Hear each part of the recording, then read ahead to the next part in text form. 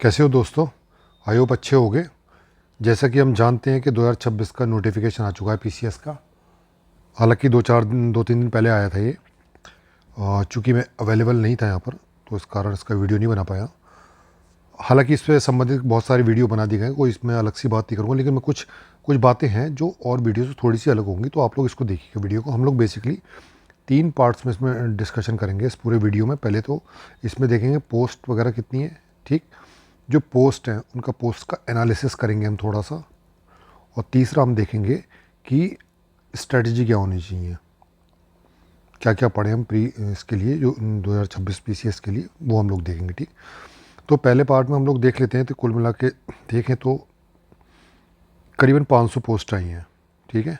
500 post. आपने देखा होगा कि पहले के जो नोटिफिकेशन आते रहे हैं उनमें कमीशन या तो 100 पोस्ट देता था या 200, लेकिन वो लास्ट में जो फाइनल रिजल्ट आता था 500 पे, कभी 700 पे, 750 पे ऐसे आता था, ठीक है। हालांकि वो नोटिफिकेशन 200 या 100 ऐसी पोस्ट आती थी, ठीक। इस बार 500, इसमें नोटिफिकेशन में ही 500 दे रखी हैं। तो इसका मतलब नंबर ऑफ़ सीट्स कितनी हो सकती हैं, 1000 हो सकती हैं, ठीक। गवर्नमेंट इसको बढ़ा सकती है, ठीक है। तो 5000 के आसपास, 1000 से ऊपर इसमें सीट हो सकती है। लेकिन इसमें एक बात यह है कि अगर गवर्नमेंट ना बढ़ाए सीट्स को, है ना, कमीशन ना इंक्रीज़ करे, तब तो कोई इसमें कोई क्लेम नहीं कर सकता। वो 5 भाई वो कह सकता है 500 सीट्स पे ही हमने नोटिफिकेशन निकाला था।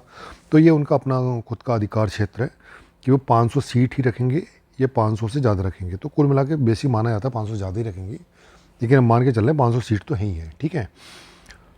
तो ये तो हो गई एक कि नंबर ऑफ़ पोस्ट कितनी है, ठीक। अब हम पोस्ट देख रहे हैं, बहुत सारी ऐसी पोस्ट हैं पीसीएस में आती हैं, यूपी पीसीएस में, कि हमको मेनली कौन कौन सी पता होती है। जैसे हम एसडीएम के बारे में बहुत ज़्यादा जानकारी होती है भाई, एसडीएम की पोस्ट है ना, डीएसपी के बारे में होती है ना, 2-3 पोस्ट हैं उनके बारे में बहुत ज़्यादा। लेकिन ये पोस्ट क्या होती है, जैसे एसडीएम की पोस्ट हो गई या डीएसपी की पोस्ट हो गई, ये क्या तहसील लेवल की पोस्ट है। आपको तहसील लेवल पर जो ऑफिस होगा, तहसील लेवल पर आपको अपॉइंट किया जाएगा, ठीक है, अधिकतर केसेस में, ठीक है।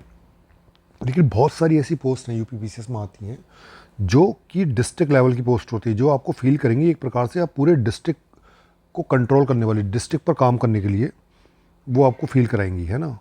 एक प्रकार से जैसे डीएम पूरे डिस्ट्रिक्ट का मालिक होता है, वैसी बहुत सारी ऐसी पोस्ट हैं जो डिस्ट्रिक्ट लेवल की पोस्ट हैं। तो हम देख लेते हैं उसमें कौन कौन सी पोस्ट हैं।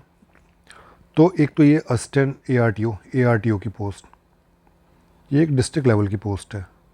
सहायक संभागीय परिवहन अधिकारी, है ना, ट्रांसपोर्ट ऑफिसर जो होता है, डिस्ट्रिक्ट लेवल की पोस्ट है।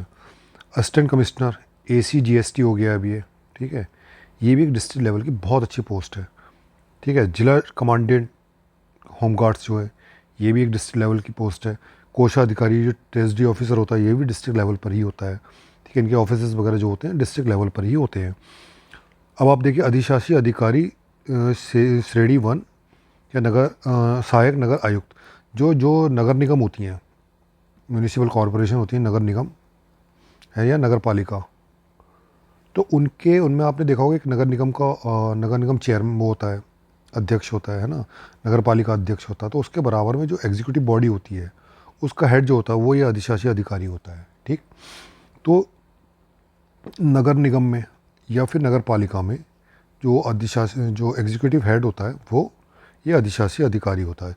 खास करके आप देखो नगर निगम तो यूपी में गिनी चुनी है ना, अधिकतर तो नगर पालिका है। तो नगर पालिका ही बेसिकली कौन से डिस्ट्रिक्ट ही हैं, ज़िले हैं, बड़े ज़िले हैं, उनमें उनमें अधिशासी अधिकारी यानी डिस्ट्रिक्ट की लेवल की जो पोस्ट है उसमें बनाया जाता है। बहुत अच्छा इनका प्रीमाइसिस रहता है, इनका जो ऑफिस होता है, ठीक है, वहीं पर इनका रहने वहने का सब रहता है, उसके ऑफिस के अंदर ही बड़ा अच्छा करके ये लोग बनाते हैं, ठीक है। तो काफ़ी अच्छी पोस्ट है, ठीक। आपको लोकल गवर्नेंस के साथ काम, सबसे बड़ी बात है कि लोकल गवर्नेंस जो होती है ना, जो स्थानीय स्तर पर काम करने का आपको मौका मिलेगा इसमें, ठीक है। तो बहुत अच्छी है कि जॉब प्रोफाइल बहुत अच्छा है इसका। फिर बीएसए की आप पोस्ट जान ही रहे हैं, बीएसए की ये भी डिस्ट्रिक्ट लेवल की पोस्ट है। एडीआईओएस सहायक जिला विद्यालय निरीक्षक जो होते हैं, है ना। तो पहले ये जो डीआईएस होते हैं इनकी पहली पोस्टिंग एडीआईओएस पे ही होती है, ठीक है। तो डीआईएस कौन होते हैं, डिस्ट्रिक्ट इंस्पेक्टर ऑफ स्कूल्स जो होते हैं, जो स्कूल्स वगैरह जो होते हैं, बेसिक अधिकारी जैसे होते हैं प्राइमरी स्कूल के लेवल पर होते हैं, ठीक है। डिस्ट्रिक्ट जो लेवल DIS क्या होता है, ये अपर जो स्कूल होते हैं, इंटरमीडिएट लेवल के स्कूल होते हैं, उनका हेड होता है। तो पूरे डिस्ट्रिक्ट का ही हेड होता है ये, ठीक है। पूरे डिस्ट्रिक्ट में जितने भी स्कूल होंगे सब इसके नियंत्रण में, अधिकार क्षेत्र में आएंगे। तो पूरी एक डिस्ट्रिक्ट लेवल की जो पोस्ट है, डिस्ट्रिक्ट लेवल पे जो काम करने की फीलिंग है वो इस पोस्ट में काफ़ी बहुत अच्छी है, ठीक है। फिर इसके बाद असिस्टेंट कमिश्नर इंडस्ट्री आप देखिए, इन्फोर्समेंट वाला, ठीक है। फिर असिस्टेंट लेबर कमिश्नर, ये भी डिस्ट्रिक्ट पर ही होते हैं, डिस्ट्रिक्ट लेवल पर ही होते हैं, ठीक। डाइट हो गया, डाइट लेक्चर होते हैं, डिस्ट्रिक्ट पे की डाइट होती है, ठीक है। वहाँ अधिकतर आपको देखने को मिलेंगे। जिला खाद्य विपणन अधिकारी, ये बहुत अच्छी पोस्ट है और इसको बोला जाता है DFMO।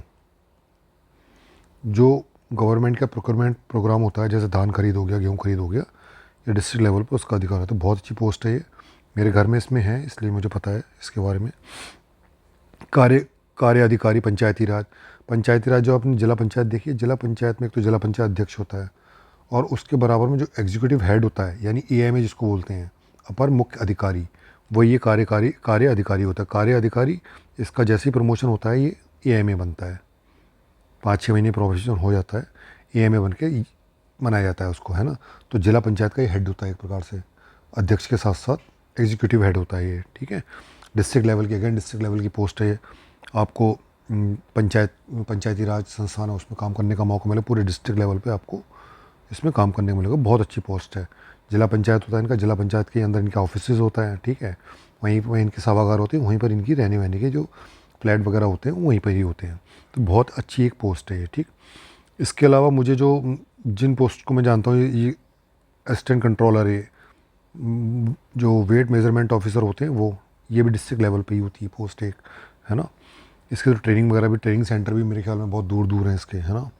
तो ये जो पोस्ट हैं, जो आप जो SDM हो गए, क्रेज लोगों में क्या होता है ना, SDM और डिप्टी SP का ही होता है कि हम SDM बन जाए, डिप्टी SP। इन पोस्ट के बारे में लोग जानते नहीं। तो ये ऐसी पोस्ट हैं कि आपको जो जॉब सेटिस्फेक्शन है, जॉब सेटिस्फेक्शन के लेवल से बहुत बढ़िया जॉब्स हैं ये। आपको डिस्ट्रिक्ट लेवल पे, यानी सिटी जो होगा उस पर आपको पोस्टिंग मिलेगी, वहीं पर आपके ऑफिसेज होंगे और आपको कार्य क्षेत्र पूरा ही डिस्ट्रिक्ट होगा। जबकि SDM और डिप्टी SP का, तो डिप्टी SP क्या होता है, ज़्यादातर SDM और डिप्टी SP तहसील लेवल पर ही काम करते हैं, ठीक है। इनका अधिकार क्षेत्र होता है तहसील लेवल, लेकिन ये जो पोस्ट है इनका पूरा अधिकार क्षेत्र का होता है, डिस्ट्रिक्ट होता है। तो आप सिर्फ मेरा सिर्फ कहने का मतलब ये है कि आप जब फॉर्म भरें तो आप सिर्फ SDM या डिप्टी, हालांकि सिलेक्शन किसी भी पोस्ट पर हो जाए, जब हमारे पास जॉब नहीं होती तो हमें किसी पोस्ट पे सिलेक्शन मिले, हमारी फर्स्ट रिक्वायरमेंट होती है कि हमें पहले जॉब मिले, है ना। तो वो किसी भी पोस्ट पे मिल जाए। लेकिन अगर आप फिर भी अगर जानना चाह रहे हैं तो ये SDM और डिप्टी SP के अलावा भी बहुत सारी ऐसी पोस्ट हैं UP PCS में जो आपको बहुत अच्छा जॉब सेटिस्फेक्शन देंगी, बहुत सैलरी तो अच्छी खासी है ही। इनमें सब में मेरे ख्याल में 5400 ग्रेड वाली हैं सब ये, ठीक है। सिर्फ एक नायब तहसीलदार को छोड़ दिया जाए जो कि 4200 ग्रेड की है ना। ये रहा 4200 ग्रेड की है, बाकी सब ये ऑलमोस्ट ये वाली जो मैंने बताई है सब ये 5400 ग्रेड वाली जॉब्स हैं, है ना। तो ये आपको बहुत अच्छा एक्सपोजर देंगी, है ना। तो ये कुछ पोस्ट का एनालिसिस हो गया। अब आगे आप जब फॉर्म भरेंगे तो आपके ध्यान में ये होगा कि हाँ SDM और डिप्टी SP के अलावा भी बहुत सारी ऐसी पोस्ट हैं जो हमको बहुत अच्छा एक्सपोजर दे सकती हैं, ठीक है। ठीक, अब तीसरा हम देख लेते हैं। जैसे कुछ पोस्ट को लेकर मतलब ना, कुछ उन्होंने क्या करा, अनिवार्य और अधिमानी, यानी जो जो इसेंशियल जो क्वालिफ़िकेशन है और किसमें प्रेफरेंशियल क्वालिफ़िकेशन है, कुछ पोस्ट पे दे रखी हैं, ठीक है। जैसे कि आप देखें जो इंटर कॉलेज होते हैं, गवर्नमेंट इंटर कॉलेज है, GIC या GGIC, तो उसमें क्या होता है, उसमें भाई इसेंशियल क्वालिफ़िकेशन जो पोस्ट ग्रेजुएशन मांगी गई, साथ ही साथ BEd मांगा गया है, ठीक। तो ये इनकी इसेंशियल क्वालिफ़िकेशन है। प्रेफरेंशियल में आप देख लीजिए, ये कुछ दे रखी हैं। इसी प्रकार ADIOS है, ADIOS में आप देखो कि जो इसेंशियल उनकी जो क्वालिफ़िकेशन है पोस्ट ग्रेजुएशन है, स्नातकोत्तर। जबकि BEd जो है वो प्रेफरेंशियल है, प्रेफरेंस दे सकते हैं, लेकिन कोई ज़रूरी नहीं है। आपके पास BEd अगर नहीं है तो ये पोस्ट आपको मिल जाएगी। डाइट लेक्चरर में इसेंशियल कौन सी है, शिक्षा स्नातक, ये भी एजुकेशन की बात कर रहे हैं, ठीक है। तो ऐसी ये बहुत सारी पोस्ट हैं, इनमें कुछ इसेंशियल क्वालिफ़िकेशन की ज़रूरत है, ये अपने हिसाब से देख लीजिएगा, है ना। अपने हिसाब से इनको देख लीजिएगा। और हालांकि अभी तो प्री होगा, प्री मेंस होगा, मेंस के बाद हम कहीं जाकर जब आप इंटरव्यू दोगे तब प्रेफरेंस बनने का, लेकिन फिर भी एक आइडिया रहेगा कि आपके पास स्पेशल डिग्री है तो आप इनमें से किसी पोस्ट के लिए एलिजिबल हो सकते हो, ठीक है। अब बात आती है कि तैयारी की। तो 2026 के लिए हमें तैयारी क्या स्ट्रैटेजी होनी चाहिए। प्री प्री मेंस इंटरव्यू की, हमारे प्री मेंस की मेन बेसिकली पहले देखते हैं क्या स्ट्रैटेजी होनी। तो प्री के लिए सीधी सिंपल स्ट्रैटेजी मैं आपको बताऊं, कुछ मत पढ़िएगा। सबसे पहले एनसीईआरटी है ना, प्री की अगर स्ट्रैटेजी हम देखें तो सबसे पहले आप एनसीईआरटी पर ही फोकस कीजिएगा। एनसीईआरटी आपको अच्छी तरीके से पढ़ी होनी चाहिए, है ना, इनफ है। फिर इसके बाद में जो घटना चक्र है, घटना चक्र के जितने वॉल्यूम आते हैं प्री के, उनको रट लीजिए, उनका रट्टा मार लीजिए, है ना, मतलब लाइन टू लाइन उनको रट लीजिए। उससे क्या होगा, उससे आपके दो फायदे होंगे। एक तो आप जब उसके वॉल्यूम जब सॉल्व करते हैं, उसके क्वेश्चन आंसर प्रीवियस ईयर के क्वेश्चन दे रखे थे, उसमें सिर्फ यूपी पीसीएस के नहीं होते, बहुत सारे स्टेट्स कमीशन के दे रखे होते हैं, फिर आईएएस के भी।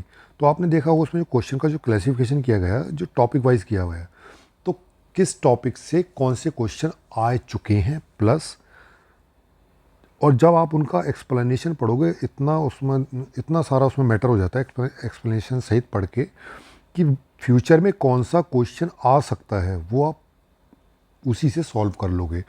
तो ज़्यादा हमको मगजमारी करनी नहीं है। घटना चक्र में जो जो भी वॉल्यूम्स हैं, उसके जितने भी वॉल्यूम हैं, सारे उनको वॉल्यूम को हमको जितने भी सारे प्रीवियस ईयर के क्वेश्चन हैं उसके सॉल्व करने हैं, है ना, पीवाईक्यू सॉल्व करने हैं, ठीक। प्लस उसका जो एक्सप्लेनेशन दे रखा होता है उसको हमको याद करना है। अब कुछ लोग क्या करते हैं, इन पीवाई की जो दे रखी होती है वॉल्यूम्स में, उससे क्या करते हैं, नोट्स बनाते हैं एक अलग कॉपी में, है ना, लाइन टू लाइन लिखते जाते हैं नोट्स में। ये बेवकूफ़ी है, इसको मत करो। क्यों?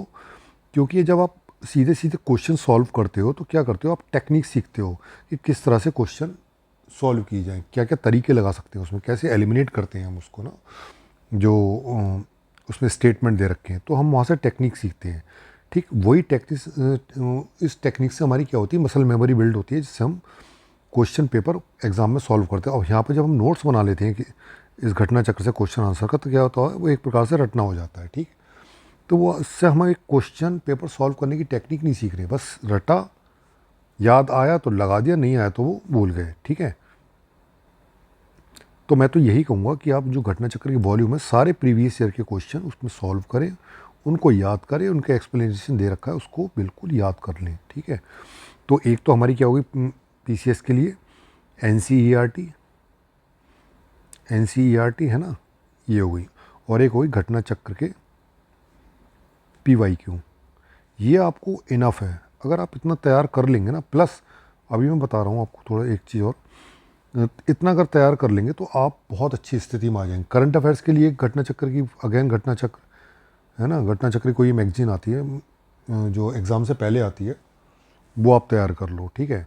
हालांकि आजकल जो करंट अफेयर सारा बड़ा बेतुका टाइप का आ रहा है, लेकिन फिर भी उसको बेसिक आप तैयार कर लो। तो ये तीन चीज़ें हैं, अगर आपकी तैयार हैं, है ना, तो आपको कोई बुक पढ़ने की ज़रूरत नहीं है। फालतू में बुक पढ़ोगे कंफ्यूज होगे, ठीक है। एनसीईआरटी से क्लियर करो।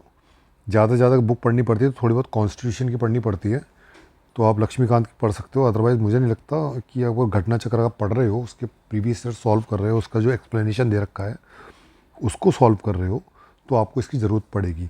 अगर ये आपने तीन चीज़ें कर ली, है ना, तो आपका प्री सिर्फ पीसीएस में ही नहीं, यूपी पीसीएस में नहीं, कोई से भी स्टेट कमीशन का पीसीएस हो, उसमें प्री नहीं रुकेगा, यूपीएससी में भी आपको बहुत फ़ायदा मिलेगा। ये मेरा खुद का एक्सपीरियंस मैं आपको बता रहा हूँ। मुझे कुछ नहीं है कि मैं, अगर मेरे घटना चक्र मेरे रिवाइज़ हो गए तो मेरा कहीं कहीं प्री देने जा रहा हूँ, मेरा प्री निकल जाता है, ठीक है। अगर वो रिवाइज़ नहीं हुए तो मेरा प्री निकलता है, ठीक है। एनसीईआरटी तो लगभग वो तैयार हो चुके हैं, काफ़ी बार पढ़ चुका हूँ उनको, तो इनको पढ़ने की इतनी ज़रूरत पड़ती नहीं है। तो मेरा सिर्फ यही कहना है कि आप तीन चीज़ों पर फोकस करिए प्री के लिए, इससे ज़्यादा कुछ मत करिए, है ना, ठीक है। और इस एक दूसरी बात एक दिमाग में अपने अब इससे बांध दीजिए कि 90 क्वेश्चन, 90 मार्क्स नहीं, 90 क्वेश्चन, 90 प्लस 90 प्लस क्वेश्चन आपको सॉल्व करने, सही करने ही करने हैं। ये मान के चलिए कि 90 से नीचे क्वेश्चन पे नहीं होगा, चाहे कितनी भी सीट्स हो या ना हो, ठीक है। 90 प्लस आपको अपना स्कोर करना ही पड़ेगा, 90 प्लस क्वेश्चन आपको सही करने ही पड़ेंगे, नेगेटिव मार्किंग से सारे को हटा के, ठीक है। अगर 90 प्लस आपके क्वेश्चन सही हैं तो आपका प्री ईजिली हो जाएगा, आप बहुत अच्छे जोन में रहेंगे, मेंस की अच्छे से तैयारी करेंगे। तो ऐसे अभी से दिमाग में बांध दीजिए कि मुझे ऐसे पढ़ाई करनी है कि किसी भी कीमत पर मुझे 90 प्लस क्वेश्चन अपने सही करके आने हैं after the negative marking, right. इतना आप कर लीजिए, आपका प्री हो जाएगा 100%। मेंस की बात रही तो मेंस के लिए आप लोग जो कर रहे हो तैयार वो भी करते रहिए, लेकिन मेरा सबसे हमेशा जो फोकस रहता है PYQ पे रहता है, PYQ पे ही मेरा फोकस रहता है। अब मान लीजिए 2018 से लेके 2025 तक 8 बार मेंस का जो इस टाइम जो पैटर्न चेंज हुआ था, उसके बाद 8 बार एग्ज़ाम हो जाए, यानी 8 पेपर हो। अब हर पेपर के 8 पेपर हो चुके हैं, ठीक है। तो आप मान के चलिए एक पेपर में कितने 20 क्वेश्चन आते हैं, 20 गुणे 8, 160 प्रश्न। 160 प्रश्न आपने अगर प्रैक्टिस कर ली है तो आप देखेंगे 160 प्रश्न नहीं बल्कि 160 टॉपिक हैं वो। जब आप उसको पेपर में देखेंगे, UPPCS क्या करता है कि आपने कभी भी देखना सिलेबस में जो क्वेश्चन पूछता है वो डायरेक्ट जो होते हैं ना, टॉपिक दे रखे होते हैं, वो सीधे सीधे उठा के रख देता है। तो अगर आपने 160 क्वेश्चन की प्रैक्टिस कर ली है, उनको याद कर लिया, उनके डायमेंशन लिख के देख लिए हैं अच्छी तरीके से, है ना, तो आपको, मुझे नहीं लगता कि कुछ टॉपिक आपके बचेंगे। शायद ही 2-4 टॉपिक बचेंगे, वो आप वैसे अलग से पूरा कर लीजिएगा। लेकिन आपके ये जो पुराने क्वेश्चन आंसर है ये आपको याद होनी चाहिए। तो आप लगा लीजिए, तो आपके जो 4 पेपर हैं, ठीक है, 160, 640 क्वेश्चन तो यही होगा। 640 क्वेश्चन तैयार करना अपने आप में बहुत बड़ी बात होती है। फिर पेपर 5th और पेपर 6 के क्वेश्चन जोड़ लीजिए, उनको भी आपकी जो प्रीवियस ईयर के कोई जो अब तक आ चुके हैं क्वेश्चन, उनको तैयार करना है। तो लगभग आपके ये 6 पेपर के सारे क्वेश्चन अगर मिलाएंगे हमारे करीबन 700-800 के आसपास ये क्वेश्चन पहुंच जाएंगे। तो 800 क्वेश्चन तैयार करना अपने आप में भी एक बहुत बड़ा चैलेंज है। और जैसे ही आप 800 क्वेश्चन तैयार कर लेते हो, ये इनके सारे पक्ष तैयार कर ले, तो आप देखोगे सिलेबस का 90%, 80, 89, 85, 80 से ऊपर परसेंट से ऊपर आपका सिलेबस आपका तैयार हो चुका होता है। 20% के लिए आप थोड़ा बहुत तैयार कर सकते हो, है ना, और करंट अफेयर्स तैयार करोगे तो वो लगभग 20% आपका पूरा हो जाएगा। तो आपको मेन फोकस मेंस में भी क्या होना चाहिए, PYQ, उसके बाद कुछ और करना चाहिए, ठीक है। मैं यही स्ट्रेटजी फॉलो करता हूँ, मैं आपको रिकमेंड करूँगा आप यही करिएगा। तो एक बार देख लेते हैं प्री के लिए हमें क्या करना है। प्री के लिए मैं NCERT पर घटना चक्र, PYQ, है ना, प्लस घटना चक्री करंट अफेयर्स, ये प्री के लिए करना है। अभी मेंस जब प्री और कितना ध्यान में रखना है, 90 प्लस क्वेश्चन आपको सही करने ही हैं आफ्टर नेगेटिव मार्किंग, ठीक है। आपके 90 क्वेश्चन होने ही चाहिए, तब आप बिल्कुल सेफ जोन में, उसके बाद आप मेंस की तैयारी करिएगा, ठीक है। तो ये हमारा पूरा डिटेल इस पर डिस्कशन हो गया। इस वीडियो में इतना ही बस। Thank you so much.